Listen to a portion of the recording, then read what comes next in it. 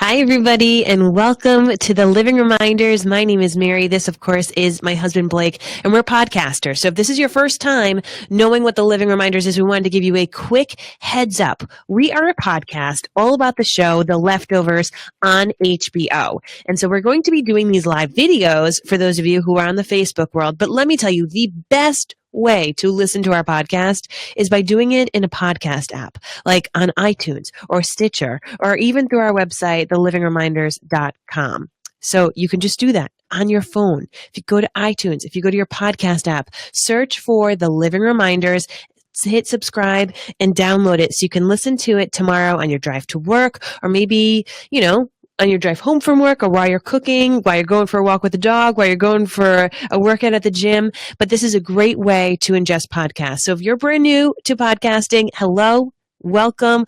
I really hope you enjoy it. I totally recommend that you check us out there. And if you're just joining us here for Facebook Live, please follow our page, The Living Reminders, so that you can get all of the updates when our podcast is available. Or you can go to maryandblake.co and check us out there, where all of our stuff is, all of our podcasts, all of our blogs, everything that we do, it is on maryandblake.co. And I have a cold, so I apologize. You're going to see me drink tea, a lot of tea. Hey, that's life. All right.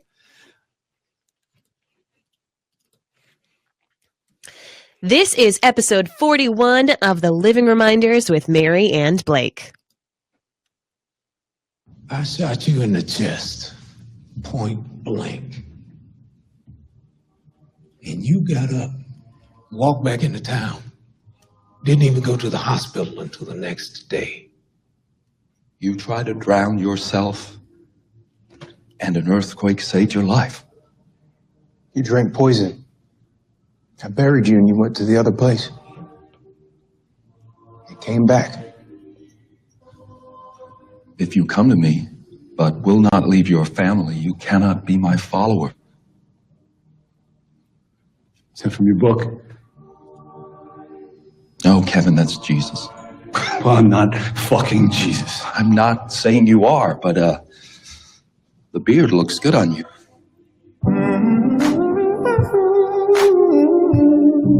From Cranston, Rhode Island, welcome to The Living Reminders. It's a podcast dedicated to the show The Leftovers on HBO. We're still here, and so are you. So let's talk about episode 1. Suddenly I'm hit. It's this darkness of the dawn, and your friends are gone, and your friends won't come. So show me where you fit. So show me where you fit. Hello, everyone. Welcome back. I am so excited to be joining you here. And if you're new, so happy to have you. I'm your host, Mary Larson. My name is Blake, and I think that I'm just never ready to leave Miracle, ever. Oh, gosh. Ever. I'm just never ready to leave The Leftovers, because even though it is such a sad and trying show and subject content, my gosh, it's just such a great show. Yes, it is. And I'm glad to be back. And I'm even more excited because we actually have some more comments from Damon Lindelof and Tom Perrotta to share with everybody that is live right now. We're doing a new thing. We're actually live streaming every single episode of The Living Reminders for Season 3 on Facebook. So we are live if you care to join us there later on in future episodes, or if you are with us now on live on Facebook. I'm so excited. And one of the treats that we have is, again, another few words from Damon Lindelof and Tom Perrotta from our prior interview that we did. And they actually commented pretty specifically on the cold open and also that ending that we saw with future Nora. Sarah. Yeah, Sarah. That's a valid point. Good point on that one. You must call her by her name, which is Sarah. So, my love, what do you think? We actually have not talked about this episode yet at all. No, really. We haven't. We watched it last night, and then she went to bed because my wife it has not the flu, but she is quite sick. So she's being a trooper. Pretty sure it is the flu, and we're just saying that it's not the flu. We're going to will it away. Yeah, we're willing it away, but our son had the flu, and I have all of the same symptoms. So I'm pretty sure I have the flu, which is why I sound a little stuffy. But guys, this episode needs to be talked about. So I'm here. I'm being strong. I've got my epic mug of tea, and I'm ready to talk about Miracle, which is now like straight up Jarden/Miracle. Right. Whoa. Okay. So let's get into it. Okay. Now that we're back, we're here, we're ready to go. What's your Damon rating My Damon rating. for episode 301? Yeah. The Book of Kevin. Yeah, I would give it a 4. Really? What, you're giving it a 4? Yeah, like a solid 4. Okay. A solid 4. Like it was really, really good, and I enjoyed it a lot. I'm surprised because you usually bandy about the 5s I left know. and right. You usually do that. There were a lot of things that I was like, what the hell? What the hell?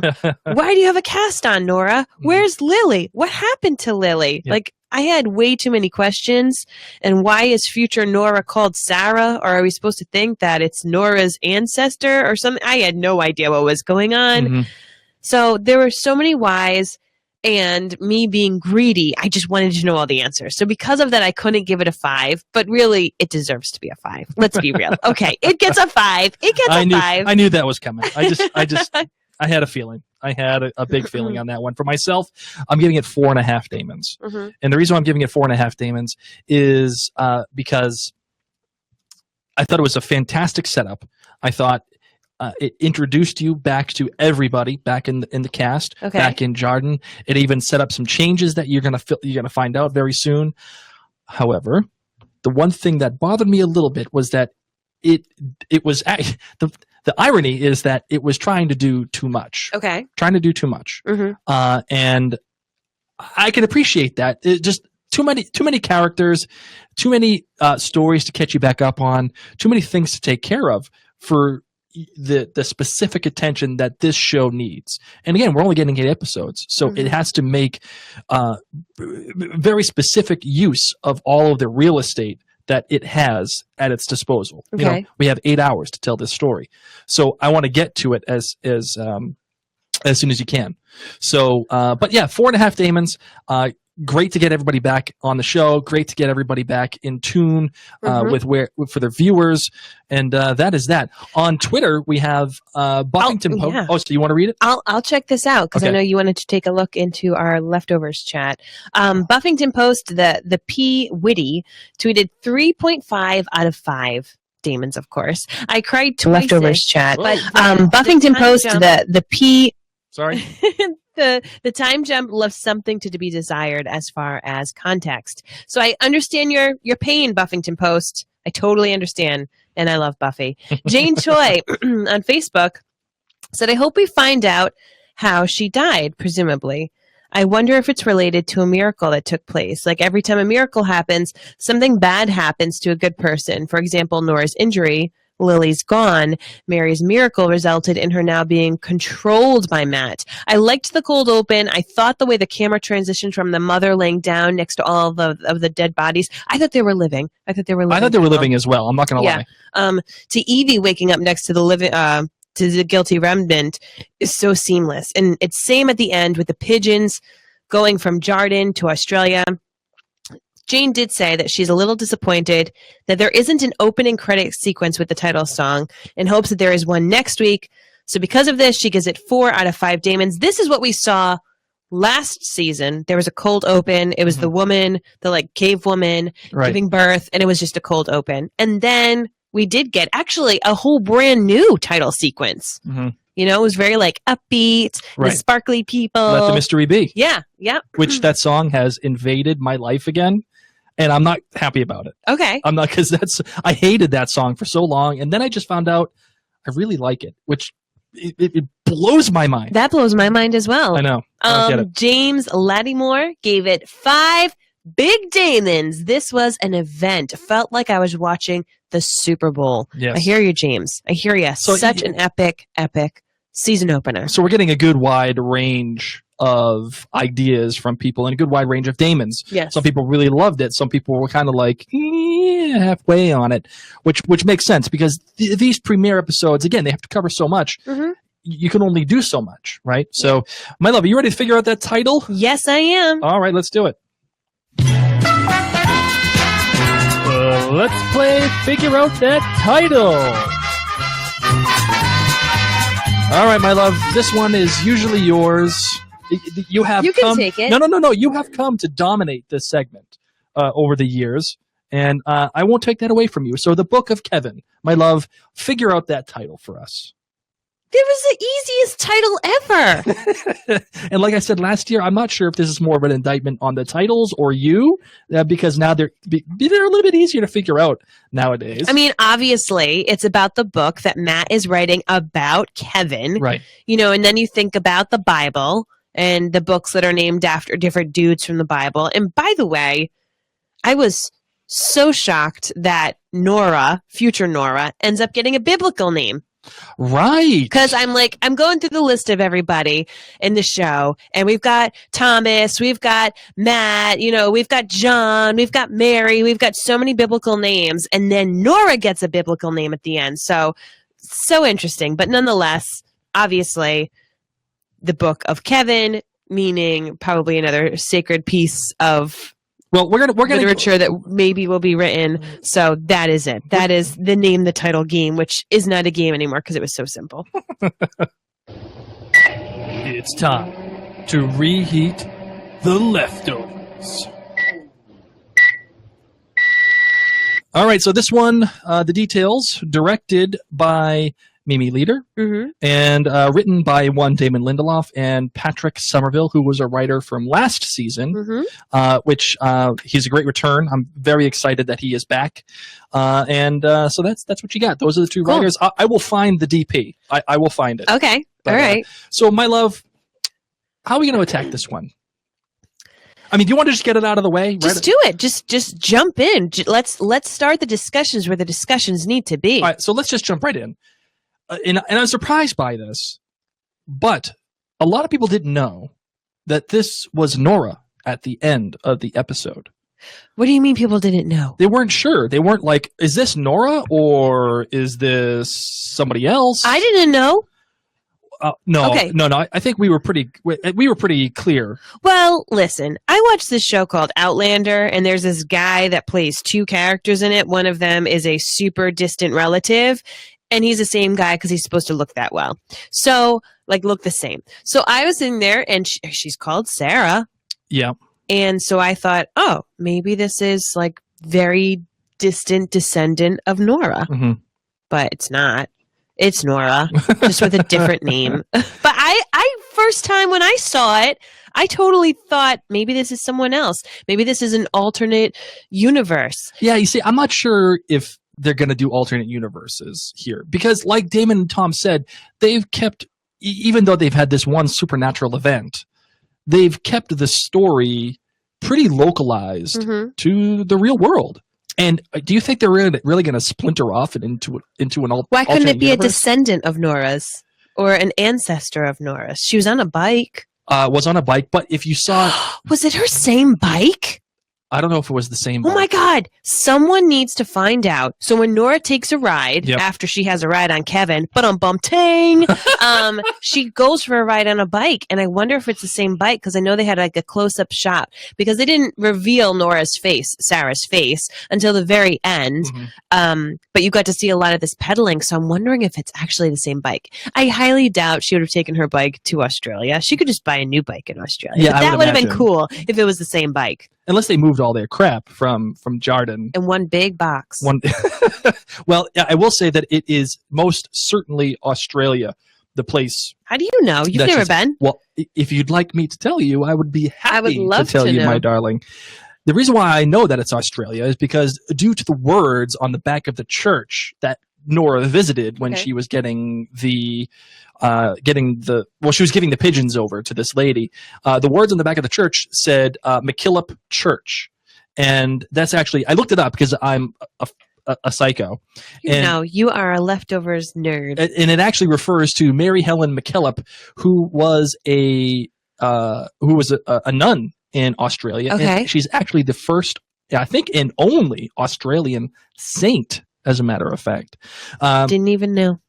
She was an Australian nun who has been declared as a saint by the Catholic Church. She was of Scottish descent. She was actually born in Melbourne, but was best known for her activities in South Australia. Wow. Together with the Reverend Julian Tennyson Woods, she founded the Sisters of St. Joseph of the Sacred Heart, called the Josephites, a congregation of religious sisters that established a number of schools and welfare institutions throughout Australasia, with an emphasis on education for the rural poor. So basically you're saying it is Australia, Yes. period. Indeed. Okay. Indeed.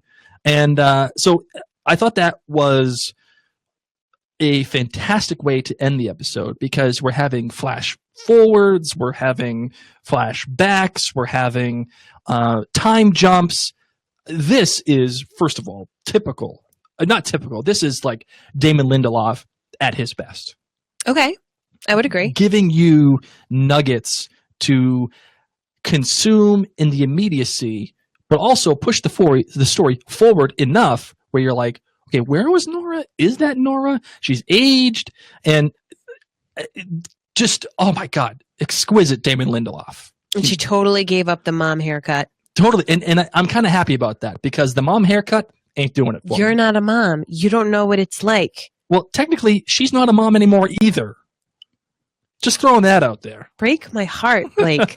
Break my heart. God. Okay, so we'll get more. That was a low diss. Well, listen, fact, not opinion. Okay, fact, Actually, not opinion. I think her haircut is really cute. I don't like the.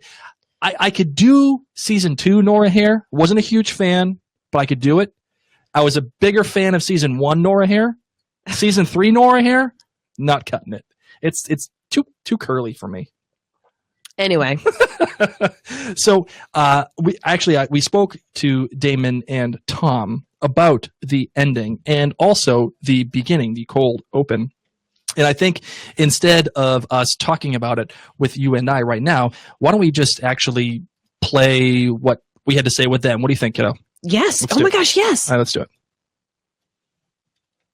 That episode was amazing. Oh, cool. Thanks. Yeah, congratulations on making a fantastic first episode. And the thing that really jumped out to me was, again, the cold open, that it just kind of came out of nowhere. And it's about this family and a mother and the father and son and faith, and thinking that maybe something is going to happen where they're going to be taken away. And then, Damon, you actually used this term earlier, bookend. It's bookended with what appears to be Nora in the future, what also appears to be Australia. So is that Nora scene reflective of what happens in the cold open? You see the mother in the cold open kind of abandon her family, or the family abandon her. Is the same thing happening to Nora? I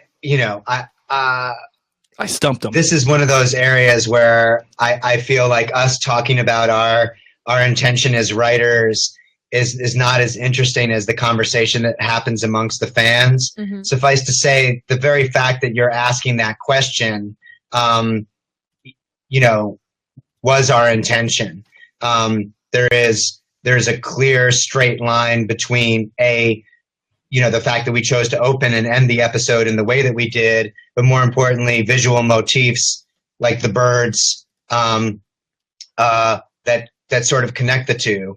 The more interesting question to us as storytellers is, and in the same way that we started the second season with the cave woman, is how much of the story is meant to be allegory and thematic versus literal. All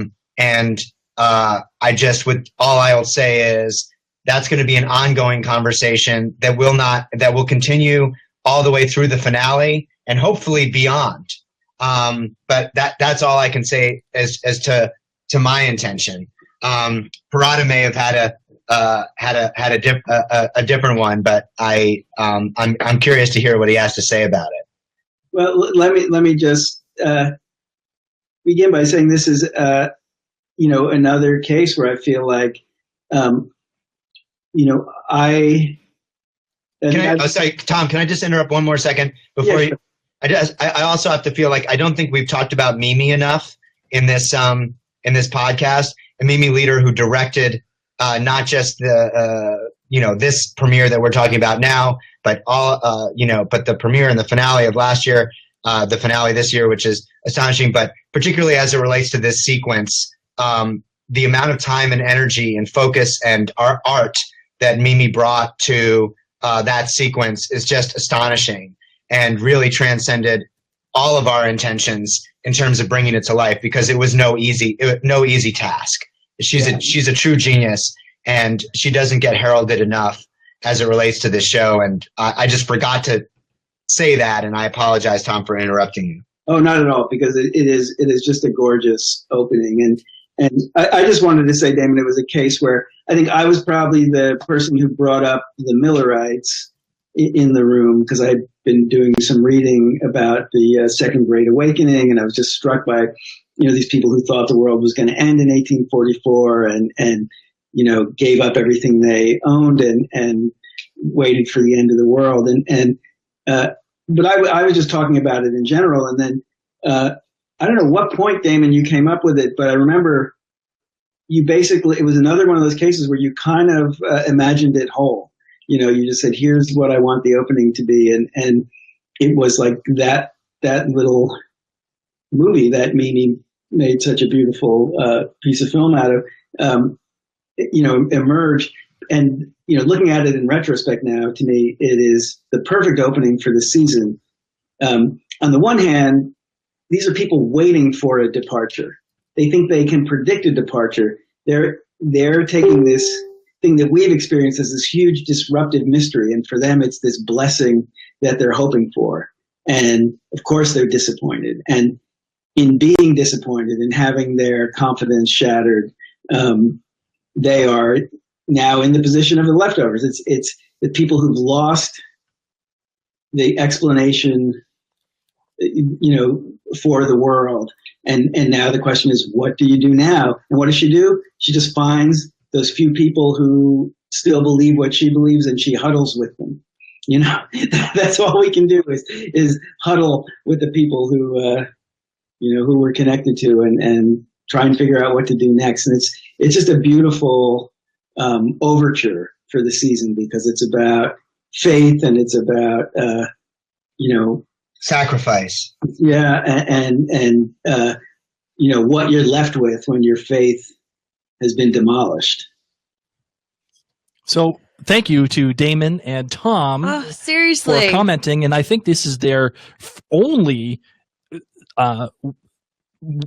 joint comments together about the cold open and the ending of the premiere episode. So I'm really excited about this. I know. And there's one thing I wanted to point out. There was a lot of information given there talking about faith and destroying faith and what does it mean and how is it going to be spoken about and addressed for the remainder of the for the final season. However, there was one point that was brought up by Tom, and I'm not sure if he meant to bring this up. Ooh, okay.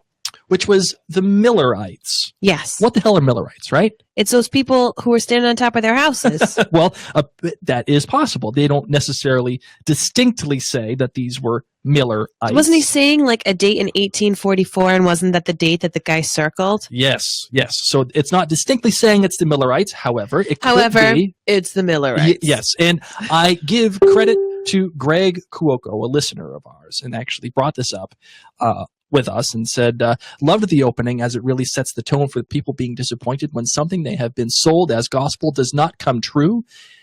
And he brings up, without hearing this podcast first, brings up saying the Millerite movement in the 1800s really does show the aspect of belief and loss of belief that directly relates to Jardin and what is going on now in the world of the leftovers. The end was super eerie with an older Nora delivering white doves, and that relates to the opening. And the Millerites used messenger birds as well. Great episode, setting us up for more questions. Greg, you know what? Honest to God.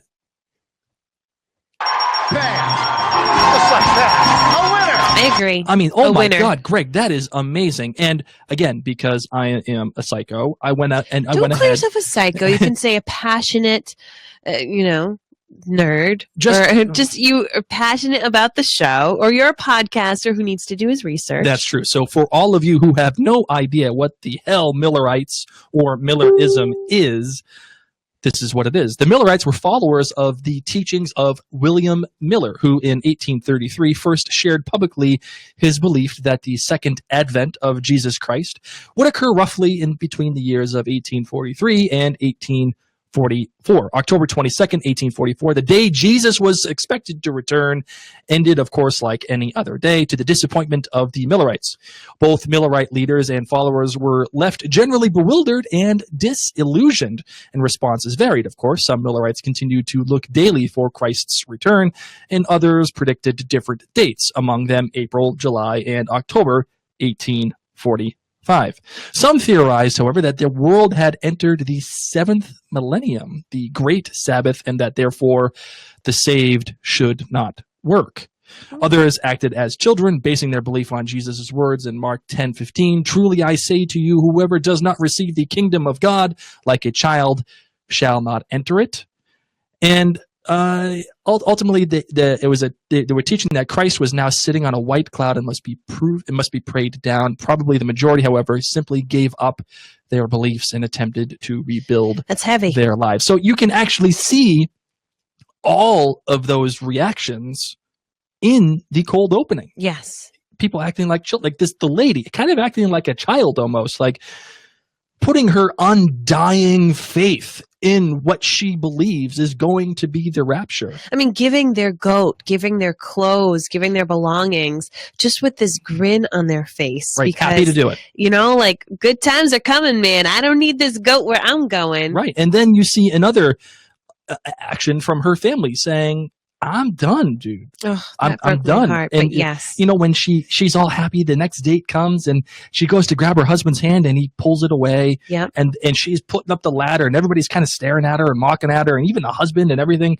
They're about to take off. They go, and like you see all of these reactions, and it is indicative, I think, of what, as Greg said, is happening in The Leftovers and for season 3. Of The Leftover, what's going to happen in Jardin. And more specifically, does this relate to Nora? Because Nora has now left her name, no longer has it. Kevin, she says, Left her name, you mean when she becomes Sarah? Yeah, she becomes Sarah, different person. She no longer has Kevin in her life and denounces him, or just says, I don't know who that is. Doesn't mean anything to me. And she's completely alone, just getting, and again, the visual motif of the birds. Is this something that will happen to Nora? Does she have so much faith in what Kevin could potentially be doing that she either screws it up, or does Kevin screw it up and she leaves? Is Kevin the family? Like, they're like, okay, hey, I'm doing what I'm doing and we're here, and then nothing really happens, and then they kind of leave the wife. Or is Kevin the woman who does what he needs to do in terms of what they're talking about and like him living and whatever, and Nora leaves like the family? We're going to have to revisit this cold open at the end of the season to see. Right, because it's coming back. I'm just like, I have no idea. I really don't. You're like, is it Nora? Is it Kevin? And I'm like, I don't know. It's some red-haired girl who stood on top of her house, and I don't know who she's meant to represent. Just know they had birds, and they wore white, and there was a lot of things there. I don't know. I can't yet say who they are supposed to represent. Right. And the other thing that I've seen people kind of talking about is this a direct correlation to the guilty remnant and also Evie in particular? Because, they show the transition from the sky they show the transition from the lady laying down in the place next to what could be apparently dead bodies. I don't know. I thought they were all alive just cuddling because they were so sad and cold after staying out in their house all night that they were like, let's go to the church and just cuddle and pull ourselves together. But and let's also talk about that too, because what if that is actually dead bodies? Why would they be dead? Because there was a big storm, if you recall. A big storm, and everybody was out in their roofs. And maybe they were putting the dead bodies in the church to get rid of them. And if that were the case, that also says to me the woman who survives and then walks to the church with the beautiful Max Richter piano playing over it. Oh my God. That she considers her life now I just took it void. Yeah, I just took it to mean that after each time that they thought it was going to happen, the next morning they all just kind of hung out and went to church together or to their meeting place. Right. So that's why she just knew what she was doing. I did not take them to be dead bodies, but if they were dead, exactly, that would be. Yeah, that's intense, right? Yes. So Yes. what I'm saying is, does that you have the transition of the lady laying down next to all the people in the white, and then of course that transitions to Evie laying down next to all the people in the white and coming out and realizing, oh my God, everything I gave my life to, it was for this one moment from season 2 where they overtake Miracle, and this was the culmination of what everything I was trying to do. I was trying to make Miracle an equal place for everybody and tell everybody that this is full of crap. And she comes out, they do it, they storm the town of Miracle, and then what? There's nothing when she finds out that Meg has no plan. Meg has no plan whatsoever. It's just, hey, I'm here, I'm doing what I'm doing, and sorry, that's it. And that is indicative possibly of what this lady is going through too. But the bird motif is something that kind of keeps it going for me between Nora and the lady in the cold open as opposed to Evie and the lady in the cold open. You know what I mean? I do. Yeah. I just want to jump into the people I care about. Okay, well, That's the problem. Like, I like the cold opens, but I'm kind of like, I don't know these people. I don't care about these people. I know they're deep and symbolic and stuff, and I know that this show is symbolic, but just show me the people I like. Or the people I don't even like, for real. well then let's talk about the Guilty Remnant first. Yeah. Can you believe? No! I'm like John. I'm like, maybe it was a fake thing again. You know, Evie, she did it before. Like, no, when that happened, when the Guilty Remnant got blown the hell up. you know who I'm mad at right now? Who we met? Liv Tyler. Why? Because we interviewed her. And she didn't tell us. She didn't tell us, like, oh, by the way, my character's dead. Well, I'm not sure if she's supposed to say that. I know. It just makes you wonder, however, is she really dead? All right, here's a bit of casting thing. She was like severely pregnant at this point. What we found out from her was that she was filming and that she was pregnant while filming. Yes. So does that mean that they can incorporate that into the story, or did they choose not to? I thought they were going to incorporate her pregnancy in the story with the fact that she sexually assaulted Tommy. Right. And raped Tommy. I thought she was going to be pregnant in season 3, and they were just going to be like, okay, Liv Tyler's pregnant. Let's make a way to make this work in the script. Yeah. On the other hand, if she truly is dead, and if we're going to Australia, I'm really glad they didn't fly a severely pregnant woman to Australia. From one woman who's been pregnant twice before, I'm like, good, keep that girlfriend's there. And if all she had to do was film in Texas, a little bit for that scene, then wow, good for her, good for her family. She could take care of her baby. But I am shocked that the Guilty Remnant was blown up. What is up with this like tobacco military group? Affleck. Alcohol. Not Affleck. We've already talked about Ben Affleck. I call them Affleck. Not Ben Affleck. I think about the duck. No, I know. Quack. I think about the duck now with missiles. It's alcohol, tobacco, and firearms, which is the ATF, which actually exists in the real world today. Why would they blow up the Guilty Remnant? Why would they burn all these people's bodies in season 1? Let me finish. It's alcohol, tobacco, firearms, explosions, and cults at FEC. Oh. Okay. So remember, these were the guys who in season 1 went to Wayne's complex. Yeah, and shot all those girls. There was 0 Fs given by the ATFEC people. Wait, so ATFEC really exists in our if there was a cult here in Rhode Island, and if ATFEC found out about it, they could blow them up or something? Well, no. ATF exists right now in the real world. There's no such thing as ATFEC in the real world. Okay, I'm really glad you clarified this. Not like I'm planning on joining a cult. After the departure, they expanded the ATF into the ATFEC. What's the E again? Explosives. Oh, okay. Yeah.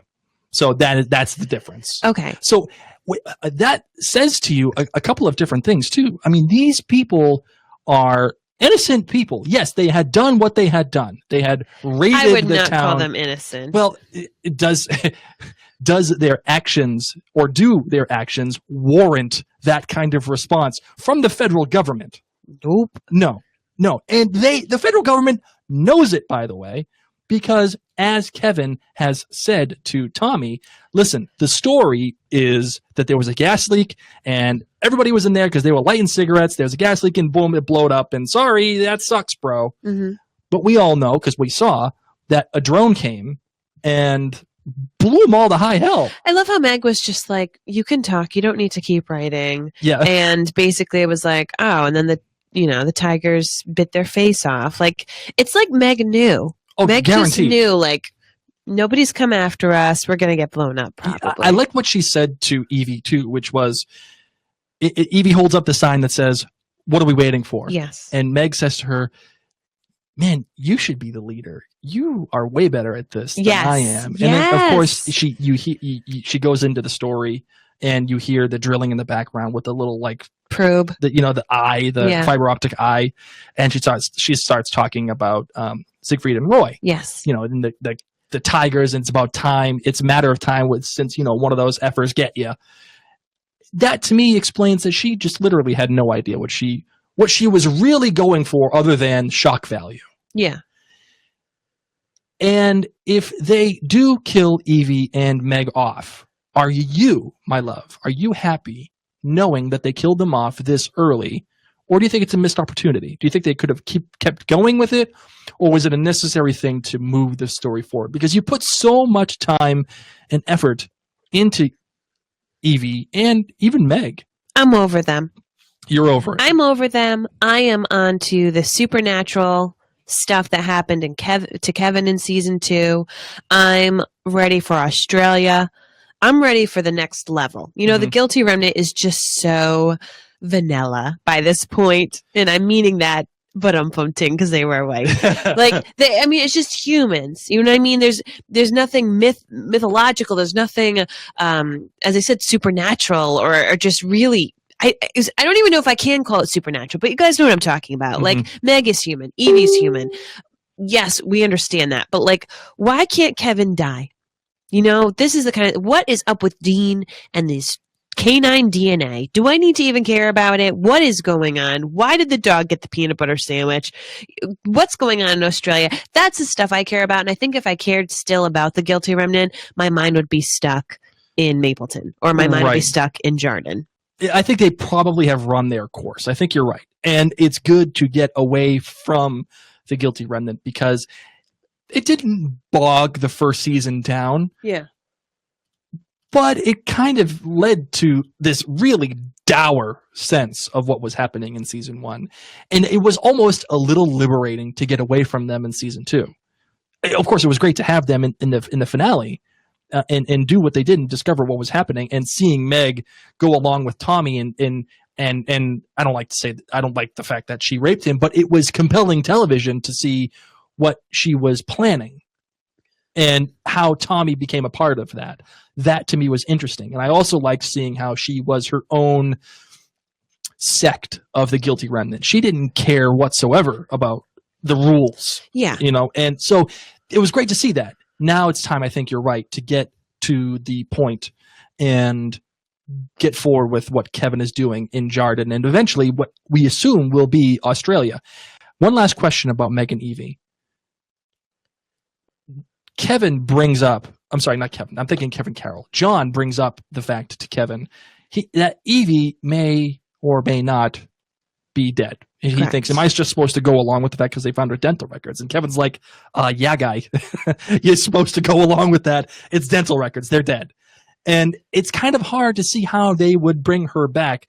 You saw the missile in her glasses come right up to her and blow the hell out of that place. But John's talking to a guy that has come back from the dead. I understand that. That said, is it possible that we see Evie and Meg in the hotel? Anything is possible. Oh, in the hotel? Yes. Most certainly you can see them. They're dead. Yes, I think we're going to see I them hope again. I get to see the balloons again. I hope I get to see all sorts of people again in that hotel. That hotel was weird. Right. I wonder, here's an idea. Oh, should I do this? Maybe that's what Liv was doing. Maybe Liv is filming in the hotel scenes. That's what I'm thinking. Pregnant. And if you remember from the trailers of season 3, you see Kevin in an airport. Yes. I wonder if Kevin, like everyone has talked about how Leftovers, spoiler alert, was filming in Australia. I wonder if the hotel changes venues to Australia. And part of that is him being in an airport. Think about that. I don't know, man. That is so freaking cool if that were the case. I think that would be awesome if it was in the airport. And he gets to see his. I don't know. This is a take in development. Okay, I have nerds down the hall working on this take right now. It's beyond my comprehension right now. I'm on so much Dayquil. I have no idea. All right, back to Jordan. Now, so this is of course 3 years later, and Kevin is now the chief. He has a horse. Tommy's in the police force. Kevin still wears his Mapleton hat. Mm-hmm. And of course, everything says Jordan. Right. I didn't know if they were going to be switching things. Definitely say Miracle. No, and that I think is a good explanation for what the government has done. They have wiped their hands completely. Yes. I wouldn't be surprised if the national park, as I put it in quotations, Yeah. has been revoked from Jordan. I would agree. And now it is just Jordan. Yeah, everything said Jordan. Yes. Like everything there was Jordan. Dirty Santa's still there, holding on to his, his pole. I mean, God, that guy's been there for so long. The only thing to trump his height was the giant Gary Busey, which I love that they just threw Gary Busey back in there. That was in, I think, maybe the opener of season 2. Season 1. When they were talking about when the bartender was like, the Pope I get, but Gary effing Busey? Yes. So that was great just to throw that in there. And how the hell these guys made a giant inflatable Gary Busey. I hope they give it to Gary. Right. They actually had to call him for his permission. You know that? No. I read a great article that they were like, okay, we want to do something funny. They wanted to comment on the political nature of what was happening with the departure. And there are people that take it wicked seriously, dude. Like there are like the Guilty Remnant, wicked serious. Yeah. Then you have a bunch of bros, like trolls that go out there and all they do is just rank on it and they make fun of it. So they bring up the giant 20-foot Gary Busey. I don't know if they were ranking on it. They seemed kind of like pumped, and now they get to be deputies. Right. They got little stickers that said, "You're a deputy." So, of course, this opens with Tommy's birthday. And we get to see that Lily's missing. Mm-hmm. We reaffirm that Lily is missing. It's this really weird family dynamic because when Kevin comes home from work, he goes, and John is now doing the handprint thing. What? But it's because Lori is Facebook stalking these poor people. And then John and Lori have like a little mini makeout session in front of Kevin. That was awkward. Was that awkward for you? It was wicked awkward, dude. Okay. But you find out that John and Lori are married now. Yeah, but still, it was still awkward for me. I mean, 3 years. What? Right. And Kevin's just there smiling, happy as can be, but... Well, he's got Nora. He's moved on. He has his life with her. I know, but it's really interesting. And granted, he and Lori had been very distant for super long. Mm-hmm. But that was unexpected. I liked when Jill showed up and she's like, "Is this where all the effed up people live?" Yes. I love Jill now. I used to hate Jill. Wearing a Nirvana t-shirt. Right? Remember when we hated Jill? I hated Jill. She was so whiny. And now I dig her a little bit. I'm into her. Yeah. Not like into her, but no. Although Margaret Qualley, I'm not going to. You haven't seen The Nice Guys yet. If you guys get a chance, watch the movie The Nice Guys with Russell Crowe and Ryan Gosling. Oh, and that guy. Margaret, yeah, that guy. Just that dude. Margaret Qualley plays in The Nice Guys, and she's a fantastic role. How'd you feel about that party? I thought it was a great party. I really loved the scene when they're talking about what they were doing when they were 25. Yes. And, it's funny because you get your heart warmed by that story that Kevin tells about Lori, and you can see the pleasure on his face talking about it. Like, it's a fond memory. And of course, it does build to the other part, which is, him saying, what is it, kismet, or just the fates, divine intervention. Of course, you see Matt's ears and Michael's ears pop up. They perk up when he talks about that, because they are writing a book about Kevin, and Kevin doesn't know about it yet. So, do you fault Michael and Matt, and even John? John is participating in this too, for writing this book about Kevin, because, as Damon said in our interview with him in episode 40, you can't kill Kevin off and then bring him back to life, and then everybody would be talking about this. I just love how nobody's been talking about it with Kevin. It's been 3 years and nobody's been like, hey, so we need to have a chat, because that was weird. That was bananas. Like, they've just been writing this book just by themselves, chatting about it. I want to know, so Nora didn't seem to know about it. Mm-hmm. Everyone I don't else think she did. did. I don't think anybody else did. I think they were keeping it on the DL. And they weren't saying anything to anybody, but they are in fact writing this book. And do you think that is something that you would be okay with if you were Kevin, or if you were these guys? Do you think it's worth noting? Because we've seen Matt come to these points in his life where it's one extreme to the other, right? It's, I'm going to badmouth all the people, from season 1. Or now I'm going to write this book because Kevin is the Messiah, or maybe he is. I don't know. The beard looks good on him, I loved that quote. Is this something that is indicative of a crazy person, or is this something that is worth noting for Matt in capturing in book form? What do you think? If someone doesn't write it down, then no one's going to know about this. So yeah, you need to write it down. Mm-hmm. Kevin's weird, man. All right? That's it. So is Matt. I mean, everybody's weird except Michael. I mean, well, Matt is keeping his Michael family. And Jill. That means they broke up. She didn't even come in and give him a little kiss. Oh, good point. Oh, ruh-roh. Well, you don't bring sand to the beach. Listen, what does that even mean? You don't bring the boyfriend to college. True. You know what I'm saying? Why didn't he go to college? Because maybe he's stuck writing an effing book with Matt that nobody's going to read. At least maybe not. Okay. Why was Nora's arm broken or wrist broken? Well, I think that's something that's going to end up coming out soon. And I wonder if something had to do with Kevin about that. Ooh, I don't know. That would be awkward. I would say no. I would say no, too.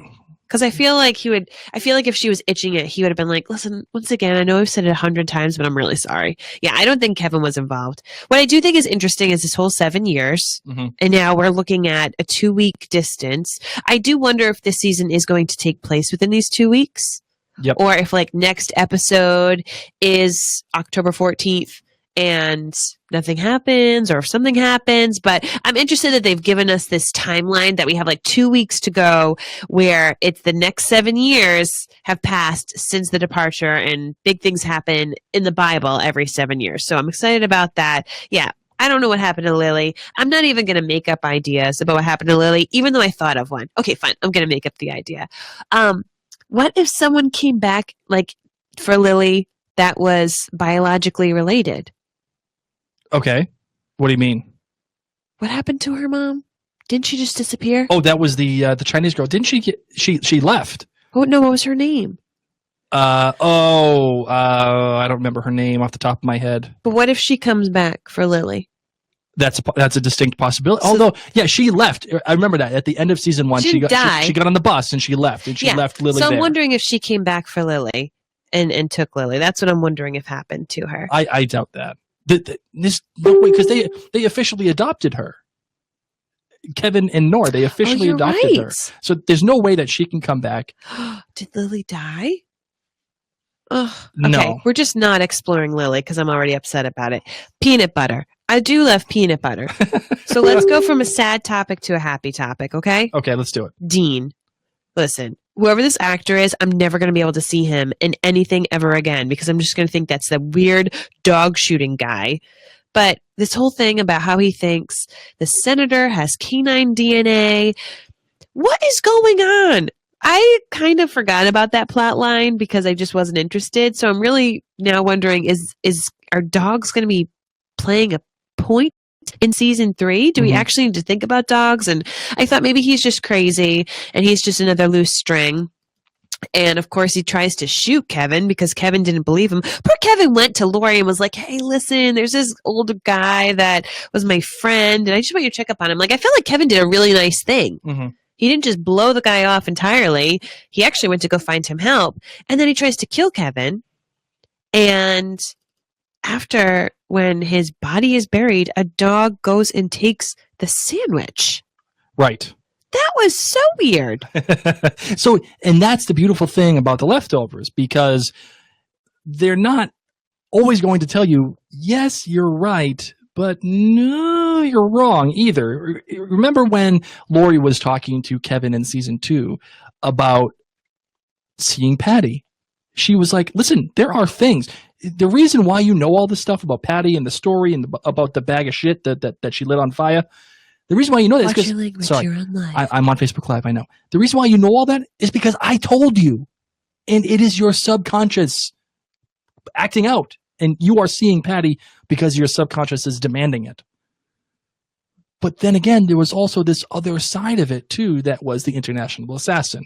It was Patty knowing certain things that maybe not necessarily everybody would. And that's what this show is doing again. Do I really think there are things taking the form of dogs and then thereby senators who only eat peanut butter sandwiches? Like, you're right. Who the hell eats a sandwich without jelly? Except maybe my kid, my son. Yeah, he doesn't like jelly. My my God. We have to get his DNA checked. So just one of those weird things that I'm like, I don't know if this is going to be a throwaway. That's just, what Damon is creating and Tom are creating and the whole team, I feel like they create a labyrinth.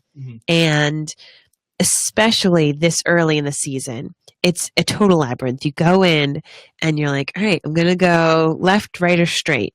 All right, I'm going to go dog DNA peanut butter route. I'm going to go think about that. And then we might come in, it might be a dead end. And we'd be like, okay, maybe I should think about something else. But bringing Dean back is very important. And I have a feeling that this is not the only person we're going to see from season 1, because it is now bringing everything back full circle.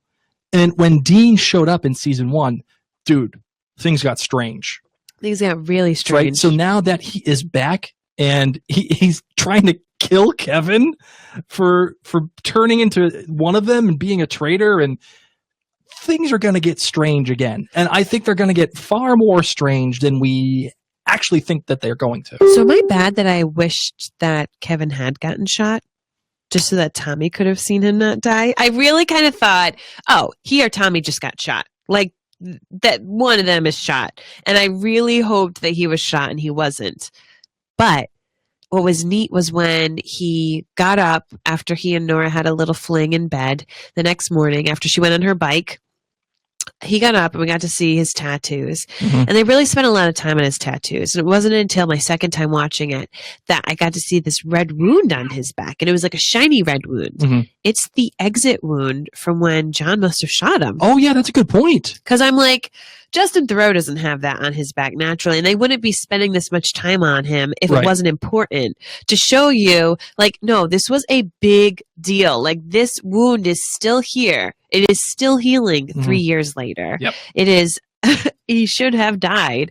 And then, of course, he suffocates himself with the dry cleaning stuff. So that's why I just feel like, he's, why is he doing this? Why is he duct taping dry clean plastic over his face? And we couldn't see the end. We saw him gasping for air. Is he trying to get back to the hotel? Is he trying to die? I mean, he didn't die when he got shot. He didn't die when he jumped into the water to drown because the earthquake happened. He did die when he drank poison and he was buried. Okay, so that happened.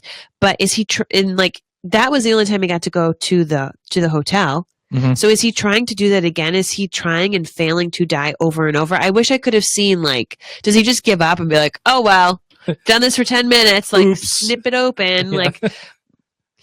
Yeah, it brings in the mechanics of what he's trying to do in question. Is he literally trying to die? Because if you remember from season 2, Kevin died. Kevin did die Yes. when he took the poison. He was dead, Yes. but he came back. So is he trying to die for the sake of dying, or is he trying to die to get back to the hotel? Both. Does he have things to accomplish in the hotel? Or does he just want to see if he can die? You know, he's mad at Matt, and he's mad at. Well, this is prior to Like- knowing Matt was writing the book. Yeah, but I'm just referencing it because think about it. This guy knows he should have died. Right. Kevin knows he should have died. Multiple times over. He hasn't been talking about it. Mhm. He doesn't just chat with people and He's like a 50-year-old Boston Irish Catholic woman Just who just ignore the issue. puts it right under the rug. That's it. We're just not going to talk about that weird stuff that all of you know happened to me. I mean, each of these people knows that he almost died and should have died in different ways, and he just doesn't talk about it. I mean, Tommy's birthday party is a perfect example. He's on the porch with all these people who know he should have died, and he didn't. So I wonder, I mean, seeing the action of him breathing in that bag it was actually quite disturbing. And to think about that as an actor, and think about that as a person you have to watch that on the set and be like, bro, get ready with the pin because we're going to go tag it real quick so you can breathe. I was really impressed with Thoreau and how he approached this. And you can tell, too, that this is something that is not done, willy-nilly. This was not the first time he's ever done it. He has the bag with the duct tape and the plastic. It's marked cufflinks for a reason. So that it's an innocuous thing, apparently. But it's not. Because, it seems like it's happening more often than not. And another clue, a small clue, that it could be him wanting to get back to the hotel is, if you remember, for him to get out of the hotel, he had to sing Homeward Bound by Simon & Garfunkel. Yep. Right? Yes. What was playing when he was trying to kill himself, and apparently did? Everything is Groovy by Simon and Garfunkel, right? You don't just put that in there for no reason. Like that is a clear sign of what they're trying to accomplish. So it's possible that he was trying to get back to the hotel. Speaking of songs, by the way, one of the things that I wanted to bring up too was the song. I forget who it's by, and I will look it up. I will find out. But it was the song when he's riding the white horse, no less. I love that it was a white horse. In Jarden and bringing people to the town. But it was a song that was entitled Sign of the Judgment. And the lyrics are the sign of the judgment, hail, oh, the time draws nigh, the sign of the fig tree, sign in the fig tree, the sign in the fig tree. There's a loose horse in the valley, so on. And tell me who's going to ride him, who is going to ride him.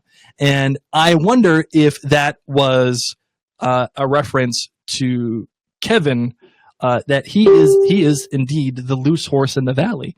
And he is the person that is just kind of going on and living his life, and there's no real direction. And he is the loose horse. And they made a specific reference to that, like him riding in town, and they kept that. What's the term that you use for lyrics when it's the verse? They kept playing that verse over and over again. Okay. And in specific reference to Kevin. And I just thought that was, by the way, that song too has now invaded my life. I've played that now at my office, and people are like, dude, what are you listening to? I love that you could get to listen to adult music. To listen to Let It Go. Over and over and over and over again. Oh, it's the Macintosh County Shouters. That's who it is. And I really like the song. I think it's a wicked cool song. And they played it once in the beginning and they played it once at the end when Kevin was reading his book, or when Kevin was about to burn the book, and he didn't because the airplane was writing the end is This sign of the judgment. This song. This sign of the judgment. That's so good. It is a good song. So that song was playing twice throughout the episode. Again, another clear sign of what they're trying to do. They're trying to tell you what Kevin is. See? What is it? He's the loose horse. That's That's the lyric. The loose horse in the valley. So that's that. I don't pay attention enough to music. Well, coming from you, that is obscene because you are the musician in this family. I had the flu. I know. And I love you for it. And please, for those of you who are listening right now to the podcast, or for those of you who are watching us live on Facebook Live, please give my wife some love because she is a trooper. And she totally knocked this one out of the park. Anything else you want to tackle, my love? Hey, Kevin got baptized. Didn't count, though, as Kevin said. And do you think he knew, even if there was poison? He knew he wasn't going to die He wasn't from gonna it. die. He was like, whatever, I can't die. I'll at least go drink the water. And then I could tell people like, oh, yeah, it is poison. Mm-hmm. Help, take me to a hospital. Wink, wink, just drive me home. Mm-hmm. What I was upset about was his walkie-talkie's probably ruined. All that stuff got wet. You are something, dude. That's what I realized. I'm like, he didn't take any of that off. He just jumped on in. Yeah, he doesn't care. He's got Nora's honey badger instinct right now. He doesn't think he can die. So even if there was poison, oops, maybe I'd die. Maybe that something will kill me, or it probably won't kill me, and I'll just find out if there is poison, or if there's no poison, I'll find out that way too. And I love how Tommy calls him out on it. Right. He's like, you didn't know. You didn't know. And this is one thing I want to bring up too. Kevin tells Dean, listen, all this stuff that you're talking about, it's all in your head. You're making this up. Yet, when Tommy is talking about killing people and have you ever killed somebody, Kevin's saying, yeah, I killed somebody before. But he didn't. He killed Patty in International Assassin. Yeah. And that was in his head. That wasn't real. It was in his. So is Kevin denying the fact that he is crazy, or is he accepting it and putting it off as it is real? But it did mess with him. Like, it messed with him mentally. But I'm not sure if you can have it both ways. Either you believe in what you believe, or there's reality, and there's no middle in between the two. I mean, does that make sense? Yes. So I wonder if Kevin really uses those experiences, and has that really affected him? And I love, speaking of International Assassin, the quick hit of Kevin coming out of the tub as he was being dunked into the water of Jordan by Michael. It was his rebirth. Kevin was a different person once he was out of the hotel. He was reborn after the hotel, just as how when you are baptized, you are reborn, rebirth. I just think that's so cool. Really, and Mimi Leader knocked it out of the park, by the way, as Damon said. Totally killed it. Just a lot of people talk about Michelle McLaren as a powerhouse female director, and they should, because she is. Anna Forster, also a powerhouse female director. But Mimi Leader, in my opinion, is the most talented out of those guys. The most talented. They are phenomenal. And she is just out of this world, and you have to give it to her. I mean, she has really developed a beautiful show and took what what the heck was the guy's name? The director who directed the pilot. Guys, please. What's up? What? Someone just said something very brilliant. What? Inside the Facebook chat. Okay. Kevin Sr. is obsessed with peanut butter. Really? Season 1, Kevin Jr. visits him at the institution. He brought him peanut butter. Mm-hmm. Kevin Sr. also hid $20,000 in a peanut butter jar for Matt to find in season 1. Mm-hmm. Huh. Weird. Right? Great. By the way, Peter Berg, thank you, Paul Patty, for bringing that up. Peter Berg was the guy. So Mimi Leader took what Peter Berg accomplished and made it her own, although keeping the same DNA, which was really great. That was awesome. But yeah, obsessed with peanut butter. I am. What does that make me? Maybe if I blow the whistle, you'll come and start eating Reese's peanut butter sandwiches. I can't do anything right now. Anything else you got, my love? That is it. Well, all right, fine. Let's get into some of the listener feedback that we have.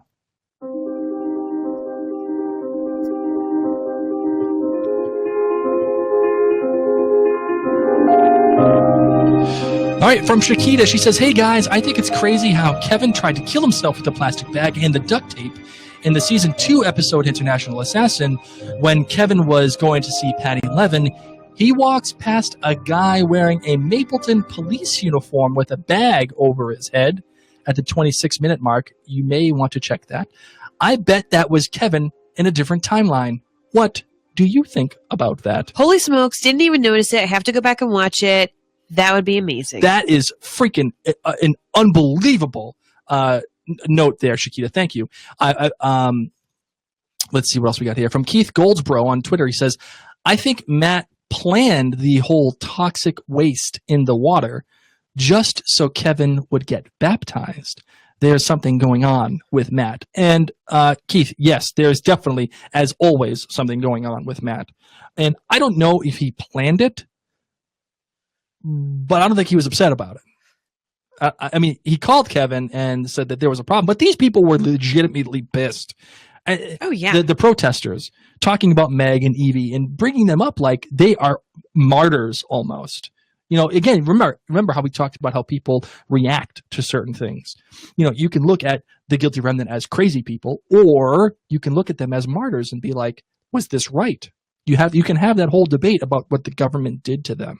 Yes. Is this a right thing? So those were legitimately pissed. People legitimately pissed, and they were getting rocks thrown at them. So for Matt to plan all of that, that would be that'd be intense. That would be intense. So we get some voicemails. You ready to? Let's play some of those. Hey, this is Scott from Kentucky. Wow, that was an amazing season 3 premiere. And the more I think back about it, the more there was to mine. It's so much like a really good Lost episode. There's just a lot of stuff there if you're paying attention. And I probably missed half of it. But you have to go back, Kate. A couple of questions in no particular order. After, John does his thing with reading the handprints and gets a little bit of help helping the person. He takes the money, he comes upstairs, and did he shred that money, that $80? And if so, why? That was totally unexpected. I had the feeling that this was just kind of a cottage industry, but of course they did it right in front of Kevin. So all of that was just really interesting. Speaking about Kevin, a couple of things. When he selects his uniform and then takes the bag, puts it over his head. At first I thought that was kind of maybe a thrill thing or an autoerotic thing. And I was also scared that was going to be the last we're going to see of him. I think later when it's very clear that Matt and John are onto him, they think they know who he is. You kind of wonder if Kevin's been testing himself in some way, or that maybe Kevin has an inkling about himself. So that really all made me think there. The other thing is when he emerges from the spring, he goes right by Matt and says, "It didn't count," or "That didn't count," if I heard that correctly. You kind of wonder, why did he say that? So there's just so many layers, like a really nice onion, to think through here. And then of course the end was gobsmacking because you see, more carrying pigeons, and it's clear that you're kind of in a similar place as you were in the cold open. And then, I actually thought it was going to be Kevin's dad who'd been riding all that time on the bike, maybe with really, really long hair, because I think he's supposed to be in Australia. And then it turns out to be somebody who looks a lot like Nora. So, wow. Can't wait to hear what you all do, what everybody else has to say about this. But I am so excited for these last 10 episodes and very, very grateful that you all have done some really great work lining up interviews and are going to give us such enjoyment from this podcast. Thanks again. Scott, thank you so much for calling in. First, yes, they did shred the $80. And that is because I think they're just happy to be helping people. And that, to me, screams Lori. John is in on it because he knows the gig, he knows the racket. But Lori is there actually helping get people to move past their problems. And another thing, too, it is not going to be 10 episodes this season. It is going to be 8. Only 8 episodes this season. It is a little sad. Hey, Mary and Blake. My name is Scarlett, and I've been listening to you guys since season 1. I'm so excited for the return of my favorite TV show. I had been listening to the soundtrack in anticipation of season 3, and I was reminded of how emotional and visceral the music is and how much the show gets to the core of human emotion. I'm so excited that it's back. So a few things about episode 1. The whole dog thing. So Dean is back. He was one of the more interesting characters on season 1 because we never really knew if he was insane or wise. On the one hand, he had this whole otherworldly persona about him where he almost reminded us of Virgil of the Underworld. Oh, good one. But Dean sometimes just seems straight up crazy. And I think the dogs are trying to take over the planet theory toes the exact line of, is this possible or is this insanity? The dog whistle and Dean's comment that Kevin has changed seems to both be clues that maybe Dean knows more than we give him credit for, especially considering that everyone in the Leftovers universe has changed dramatically in one way or another. Anyways, regardless of whether the writers decided to throw with the red herring, I think it demonstrates that the world of the Leftovers is one of unabashed faith and doubt constantly colliding. The intro of the episode was a great example of how faith is developed, supported, tested, and transformed. We see that same transformation of faith in so many of the characters this season. I think one of the main themes that the Leftovers will grapple with this season, more than anything, is the issue of faith in a world that both desperately seeks to find answers, but also simultaneously questions everything, not unlike, our own world. Anyway, thank you for podcasting this phenomenal show, and I'm so excited for the rest of the season. This is the first time that I've called into a podcast, and I'm so nervous. I don't know why. So thank you so much for all the work that you guys have done. I love listening to you guys every week. All right, thanks. Skylar, thank you for calling in, and don't ever be nervous to call us. Don't ever. No one should be nervous to call us. We're just two jabronis sitting. Well, I'm the jabroni, and I'm the girl with the flu, and the pretty girl with the flu sitting across from me with microphones in our face. We're just fans. We're nothing more than that. But you did an excellent job. Thank you for calling in. I love your idea with Dean and with the dogs. Aren't dogs like a sign of the underworld? Yes, they are. In what is it? Egyptian faith? Yes. Because they worshipped cats, but dogs were the opposite of the cats. Oof. So that's why I'm not a dog person. Hey, Mary and Blake. This is Armando calling from California. Big fan of your show. Thank you. Big fan of you. I guess to answer your question or the question that you put out there, what about the opening sequence? I think I maybe have to go back to see the beginning again. But weren't they quoting from the book of Kevin? As the show opened, so I think that, that's probably in the future, because if you see the pigeons, the way that they got the pigeons communicating, it's the same way that Nora or Sarah at the very end kind of has those pigeons and is using it the very same way. So I think that, that's how, maybe the projection of what, the future would look like once, the floods come and maybe technology and everything else is destroyed. So, I'm not sure, if this will really pan out unless there's time travel or something, but maybe, the 1844 would be, 1844 from the year maybe Kevin was born, or from the year of this catastrophic, flood. But I'm definitely interested in hearing what everyone else, thinks. So cool. Looking forward to listening tonight. Well, thank you for calling in, Armando. And I don't think that the prologue was in the future. I mean, they did say August 1845. The guy circles it when the rapture does not happen, and they keep changing the date.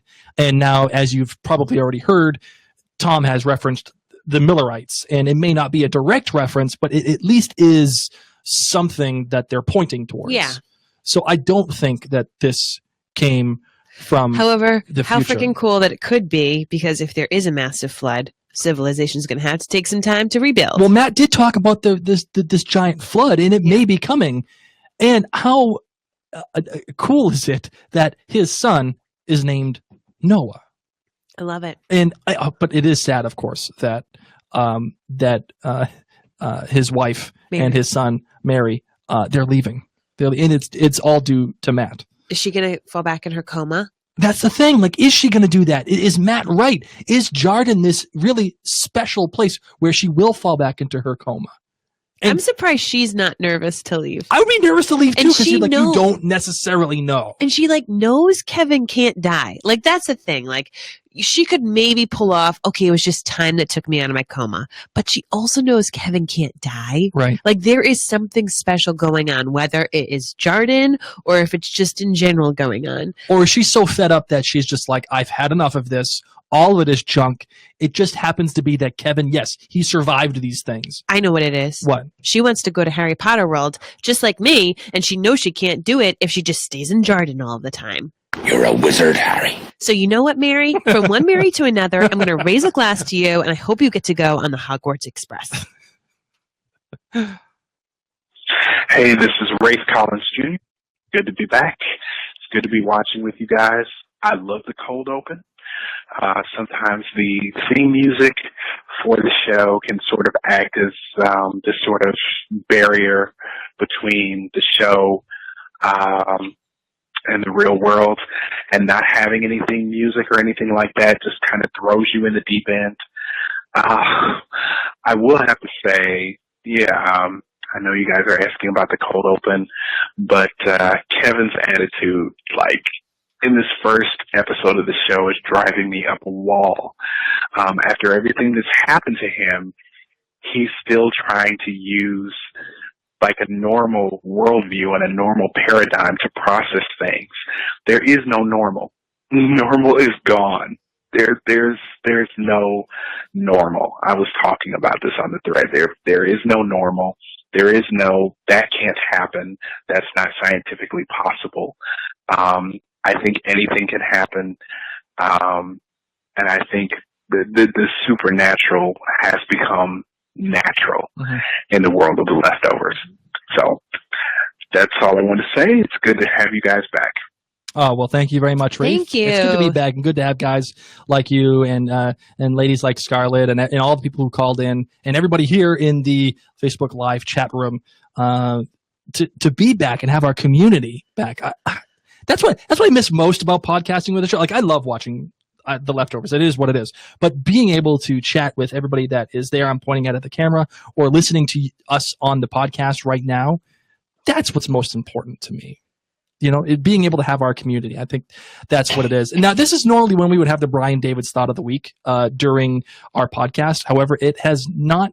Brian has not gotten in touch with me yet to give me his Thought of the Week. Brian, where are you? I know. So do you have the flu too? I know. It will are not you on be the Hogwarts Express? Is that where you are?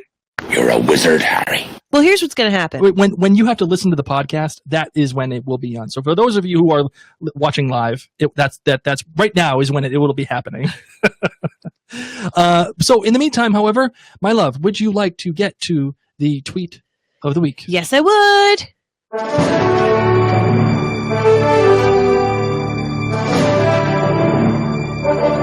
This week's tweet of the week comes by the way of Abby Normal at KMK Miller, and she said, "You know what would be really creepy and depressing? The Leftovers Funko, which would be an empty box."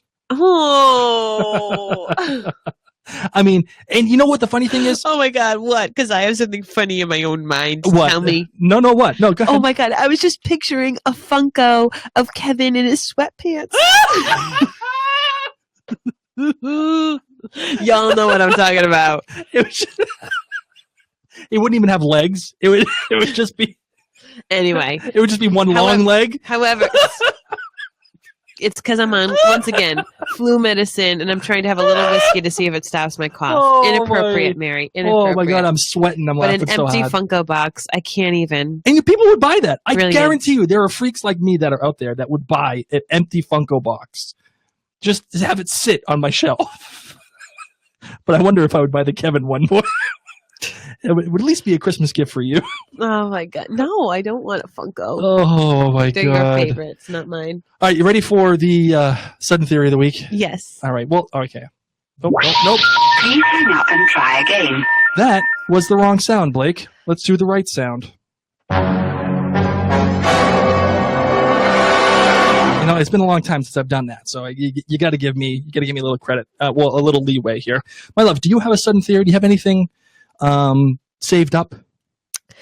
I never do, because I always just let them lie in the podcast. So no, Blake, tell me about your sudden theories. My sudden theory? We're not done with Meg and Evie. They're going to come back.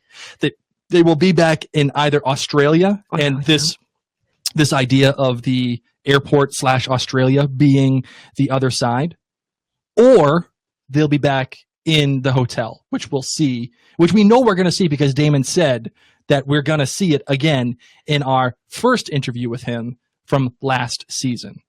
So we know what's happening. We're going to see the hotel again. Spoiler! But in what form? In what form? And my idea is that it will be in the form of the airport and Australia. Okay. I wonder if that's the case. Could be. It may not.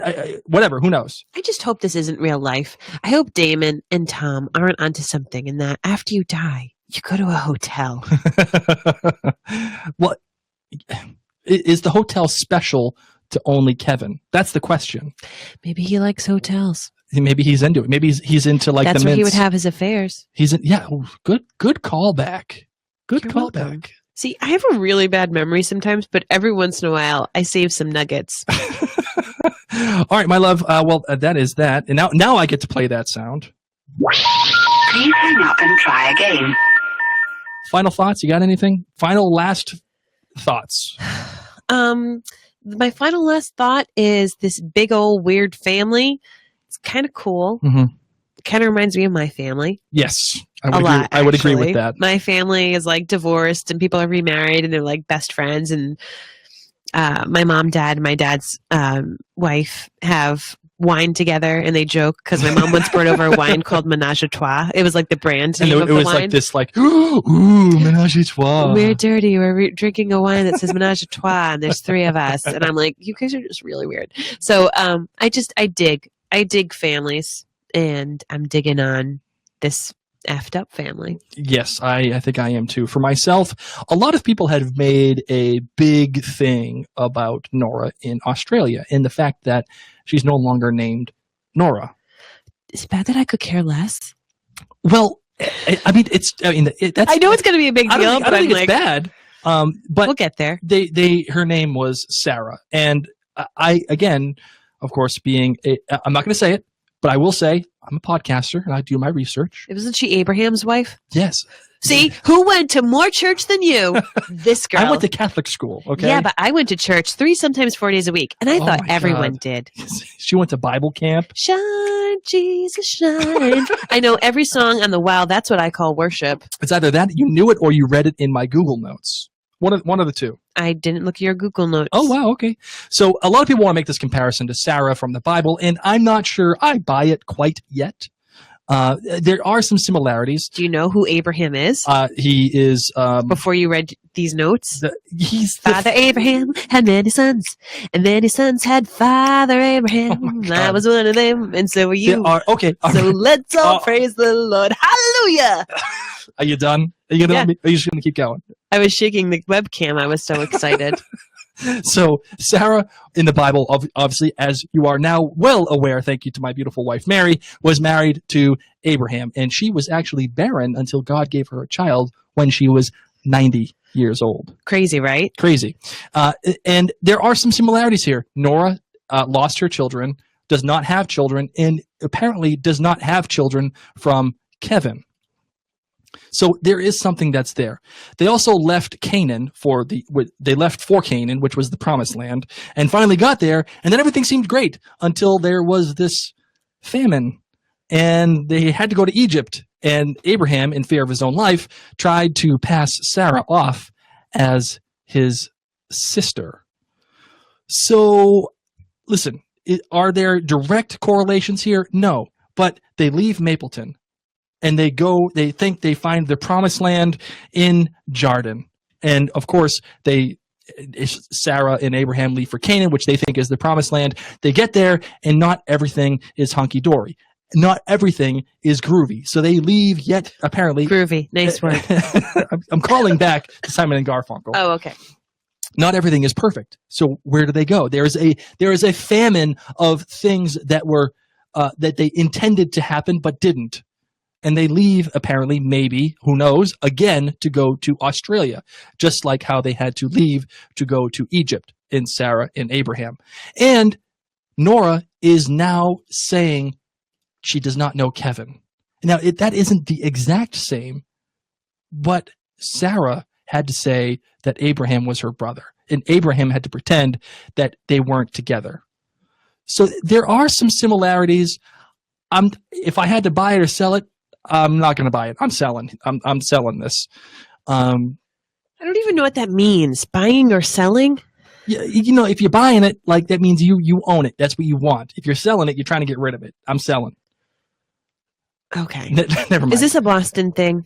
No, it's not a Boston thing. That is what it is. So ultimately, Sarah was tortured by her childlessness, and every recorded episode of ill temper or strife in her household, of course, was related to her frustrations about her own barrenness. It ate at her. She spent years in the grip of frustration and depression because of it, and she desperately wanted to be a mother, but she finally concluded that God himself was restraining her from having children so badly that she went to her husband to have an heir, that she concocted a scheme which was immoral, unrighteous, and utterly foolish, which is, of course, making sure that Hagar, whatever, her handmaiden was supposed to have a kid with Abraham. And then she got pissed off when it actually happened and then sent the kid away. So a child from another person comes into their life. The child is sent away, kind of like how Lily came into her life. Did Nora send the child away because she was pissed off? We don't know. We don't know. So there are certain things here. I know I'm making a case for this being Sarah, but there are similarities. There are some things to think about. And is that name, that one name, Sarah, telling us what could happen and what's going to happen? And you start adding it to the cold open and the ending. It seems to make sense. So that is my final thought of the week. I have still yet to buy it, but we'll see. Ready to close out the show, my darling? Yes, I am. All right, let's do it.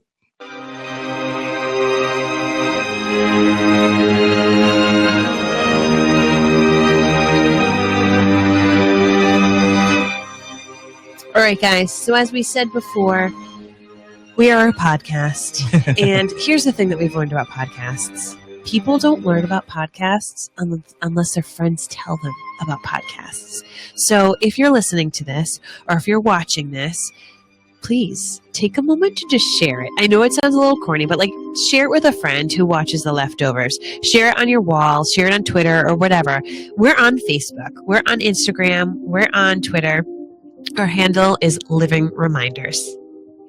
And if you want to catch us on our website or anywhere else, you can always go to the livingreminders.com. And if that, of course, is not enough for you, you can always reach us at livingreminders@gmail.com.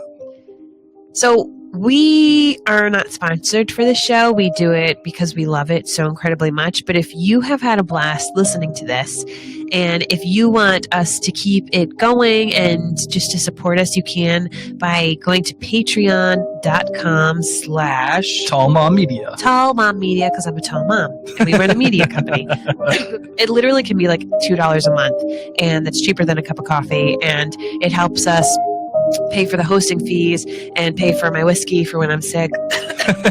True story. But really, a little bit goes a long way. And we just really want to thank all of our patrons who have made this possible, because it's an awesome hobby. It is so incredibly fun. We love the community that we have and that we get to interact with. But it's an expensive hobby. So we really appreciate all of you who have helped. So once again, that's Patreon. That's patreon.com/Tall Mom Media.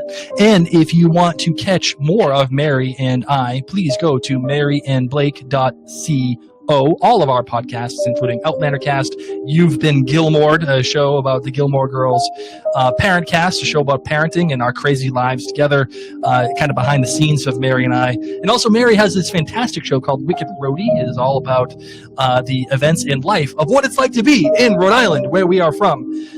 So that is that. Wow. Man, we're done. We broke the cherry. That's it. We're done. First season's over. I hate that phrase. Sorry. I don't mean to say something that you hate. Thank you. Well. All right. I'm going to go to sleep. Okay. So until next time, ladies and gents, my name is Mary Larson. And I'm Blake. And you've been listening to the Living Reminders. No. You're supposed to say, and we're still here. Oh my God. I didn't look at the document, and we're still here. That's it. All right. The end. So I have now stopped the recording for the podcast. We are now still live with Facebook. Everybody who is live with us. Let's do a little Q&A for those of you who are live. Let's chat quickly before I fade. Yes. What time is it? It is 8:35. Okay, my mom's watching the kids. Yes, she is.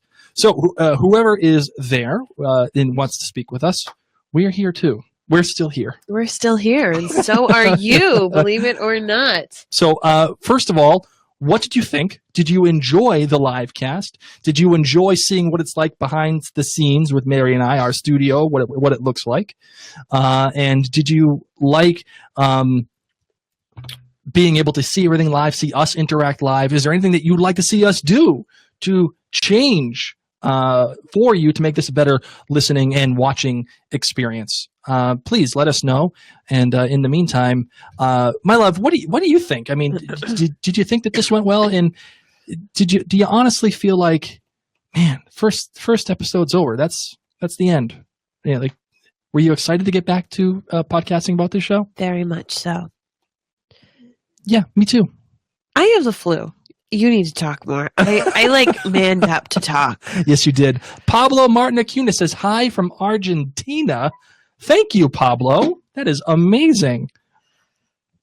There's a whole bunch of great stuff in here from all you guys. And I'm sorry that we didn't really get a chance to interact with you. This is when you can, though. But this is when we get a chance to interact with you on a very personal level.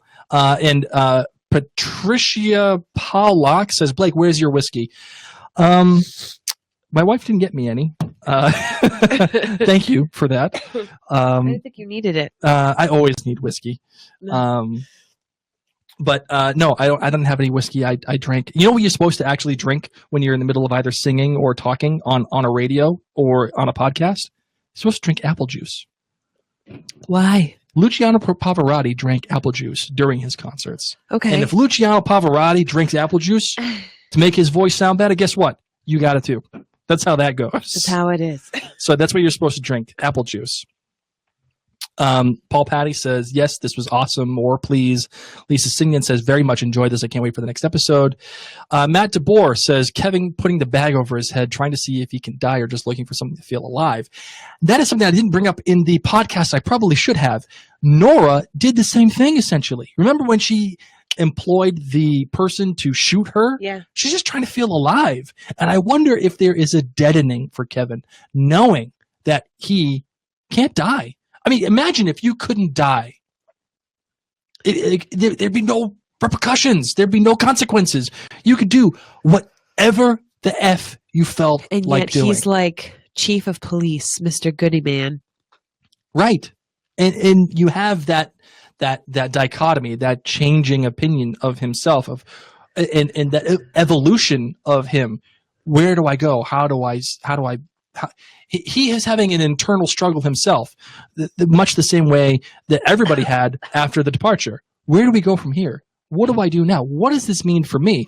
What is happening to me? Why is this happening to me? And Kevin is now having the same thing. And maybe he is trying to feel alive by putting this bag over his head. I really like that idea. Shit, now I wish I put that on the podcast. We would sound much smarter. We're fine. Okay, so I am fading. I am fading, as you could probably hear. Guys, this has been awesome. If this is something that you liked, give it thumbs up, give it hearts. Because you're still here, it means hopefully that you liked watching it. So here's the thing with Facebook Lives. The more you comment, the more you like, the more you heart, the more you laughy emoji, any of those things, it helps tell Facebook, hey, people like this. So as you like things, feel free to actually show it with the little like emoji hearts and likes and up sign, thumbs up. It really helps boost the video, and it will help us know that this is something that you want to see going forward. So hold on, time out. Marcus Hutchinson is watching in Kingston, Jamaica. Oh my God, I thought you were going to say Kingston, Rhode Island, and I was like, that's where I went to school. Kingston, Jamaica. He says he caught the live cast late, of course, and he subscribed to the podcast, so he will listen to it full. And that is the way that we recommend that you listen to us. Of course, if you have joined us for the entire episode here, thank you very much. But we do hope that you listened to the podcast the way that it's meant to be listened to. And he said, it's really great to see the similarities that are being drawn between Kevin and Jesus. Maybe he is the next Messiah. Well, I don't know. I'm not saying no, but I'm also not saying yes either. And Paul Patty was saying, reading a Reddit theory about Kevin being the Antichrist. Cool thought, cool idea. Not going to say no. Okay. Not going to say yes. I don't know, but a very good idea. Okay. Well, I think that's it, my love. You ready to call it quits? Yes, I am. So all of you, do me a favor and download this as your podcast episode later this week. Find us in your favorite podcast app. So if that's iTunes, it's the podcast app on your iPhone, Stitcher, whatever. Downloads and subscribes are like love letters to Blake and I. It really helps us, and it really goes a long way. So thank you so much for tuning into this Facebook Live. It means so much to us, and hopefully next week I won't have the flu. Yes, I know. You did a good job. I got all dialed up for you guys. She I did. forgot I had to do a Facebook Live, and Blake was like, "Don't forget, it's Facebook Lives," and I was like, "Ah, shoot." So. Well, you did a good job, kiddo. You muscled it out. Not anymore. All right, she's done. All right. Thank you, everybody. Much love. See you next week.